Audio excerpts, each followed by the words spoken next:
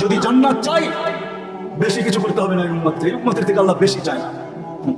হায়, শব্দটা তো আল্লাহর জন্য বলা যাবে না। কোন উম্মত আল্লাহকে রাজি করতে পারুক আর না পারুক, এই উম্মত তো আল্লাহকে এক শব্দ দিয়ে রাজি করে ফেলতে পারে। এই উম্মতের জন্য আল্লাহ একবারে সহজ। যদি জান্নাত চাই তাহলে একটা কাজ, 2-3টা কাজ করতে হবে। পারবো? হ্যাঁ, আমি পায়ে হাত রেখে বলবো, যুবকদের প্রোগ্রাম, যুবকদেরকে বলবো, যুবক যদি তুমি আল্লাহকে পাইতে চাও, জান্নাত পাইতে চাও, আমি একটাই বলবো, আরেকটা বলবো না। কেন ওটা বললে আবার প্রশ্ন আসতে পারে। যদি আমি বলি ওইটা আল্লাহ সহজ করছেন এই জন্য সহজটাই বলি, কঠিনটা বলবো না, কেউ প্রশ্ন উঠায় দিতে পারে।